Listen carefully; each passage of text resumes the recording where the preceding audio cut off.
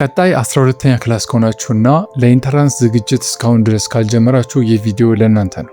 አውቃለሁ አሁን የረፍት ሰዓት ነው። ነገር ግን ለምን ካሁን ጀምራችሁ ለኢንተራንስ መዘጋጀት እንዳለባችሁና ለምን በዚህ ክረምት ጥናት መጀመር አስፈላጊ እንደሆነ በዚህ ቪዲዮ ማሳያችሁ ይሆናል። ለማታውቁኝ ያብስራ እባላለሁ። በተለያዩ ሶሻል ሚዲያዎች ላይ ጎበዝ እንደሆነ የረዱኝን የተለያዩ ስትራቴጂዎችን የማጋራ ኮንተንት ክሬተር ነኝ። አሁን ላይ የ12ኛ ክላስ የኢንተራንስ ፈተናን ተፈትኜ ውጤት በመጠባበቅ ላይ ይገኛሉ።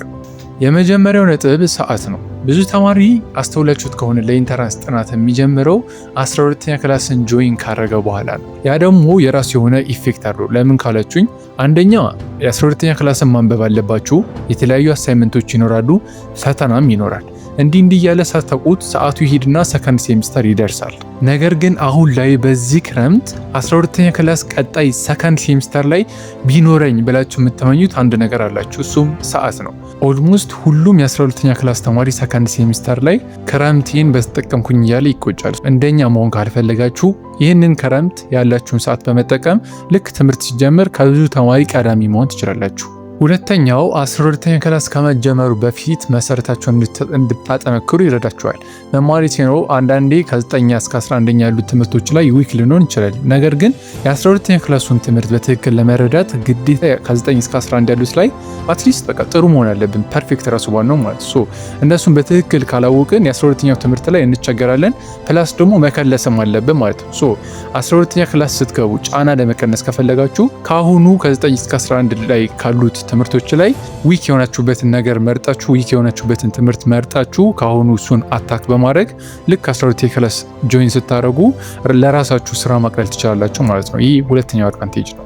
ሶስተኛው በራስ መተማመናችሁ ይጨምራል። እመኑኝ ብዙ ተማሪ ክረምቱን ሳያነብ ነው የሚያሳልፈው። ኢቨን ጎበዝ ተማሪዎች ራሱ ላያነቡ ይችላሉ። እናንተ ትምህርት ሲጀመር ኦልሬዲ ከሙድ አልወጣችሁም፣ የተገነባ ሙድ ነው ያላችሁ። ብዙ ተማሪ እንደገና ሙዱን እንትን ለማለት ለማምጣት ምናምን እንደገና ሰዓት ይፈልጋል። እናንተ ግን ኦልሬዲ የተገነባ ሙድ ስላላችሁ ያ ኮንፊደንስ፣ ያ በራስ መተማመን ትምህርት ሲጀመር ታገኙታላችሁ። ልክ ትምህርት ሲጀመር በራስ መተማመናችሁ ከሌላ ተማሪ አንጻር የተሻለ ይሆናል። አራተኛውና የመጨረሻው ከብዙ ተማሪ በተለየ መልኩ ቀድማችሁ ስለጀመራችሁ ጥሩ የጥናት ሀቢት ይኖራቸዋል። እመኑኝ ይሄኛው ይሰራል።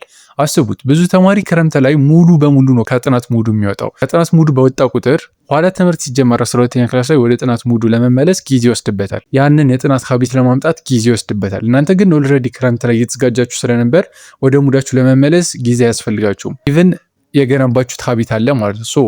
ያ ነገር ከብዙ ተማሪዎች ቀዳሚ እንድትሆኑ ያደርጋችኋል። በመጨረሻም አንድ ነገር ልንገራችሁ። አሁን ላይ የምታደርጉት እያንዳንዱ ነገር ኋላ የምታመጡትን ውጤት ይወሰናል። አሁን ላይ ማታነቡ ከሆነ ኋላ ምን አይነት ጫና እንደሚኖርባችሁ ከአሁን ይወሰናል። አሁን ላይ እያነበባችሁ ከሆነ ኋላ የምታመጡት ውጤት ላይ የሆነ ያክል ተጽዕኖ ይኖረዋል። እያንዳንዱ የምታደርጉት ነገር ይቆጠራል።